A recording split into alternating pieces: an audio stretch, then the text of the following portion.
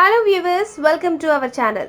మీ అందరికీ బియ్యం తినే అలవాటు ఉంటుంది. కానీ బియ్యం తినడం వల్ల కలిగే నష్టాల గురించి తెలిస్తే మీరు నిజంగానే ఆశ్చర్యపోతారు. ఫ్రెండ్స్, అన్నం మనం తినే ఆహారంలో ఒక ప్రధానమైన ఆహారం.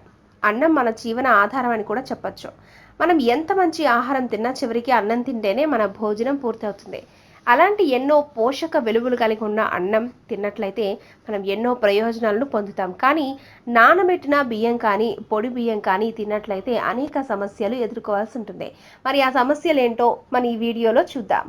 టీనేజ్ అమ్మాయిలు పొడి బియ్యం తినడానికి ఎక్కువగా ఇష్టపడుతూ ఉంటారు. కానీ వాటి వల్ల వారు అనేక సమస్యలు ఎదుర్కొంటూ ఉంటారు. ఇలా పొడి బియ్యం తినడం వలన ఎనీమియా సమస్య వస్తుంది. అంతేకాకుండా శరీరంలో ఐరన్ తక్కువైనట్లయితే మనకు బియ్యం ఎక్కువగా తినాలి అనిపిస్తుంది. అంతేకాకుండా బియ్యం తినడం కారణంగా కడుపులో చిన్న చిన్న పురుగులు కూడా తయారవుతాయి.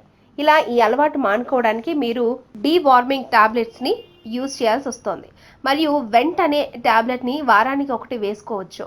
మీరు ఇలా 4 వీక్స్కి 4 టాబ్లెట్స్ వేసుకున్నట్లయితే కడుపులో ఏమైనా పురుగులు ఉంటే అవి నాశనం అవుతాయి. అంతేకాకుండా మీరు బియ్యం తినే అలవాటు నుంచి మానుకుంటారు.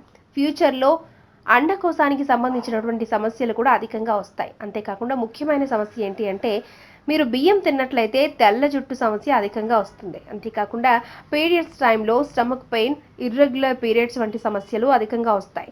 చూసారు కదా బియ్యం తినడం వల్ల వచ్చే సమస్యలు ఎలా ఎదురవుతున్నాయో.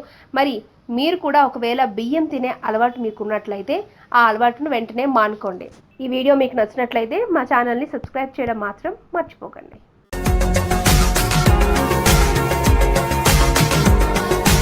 మరిన్ని అప్డేట్స్ కోసం మా ఛానల్ని సబ్స్క్రైబ్ చేయండి.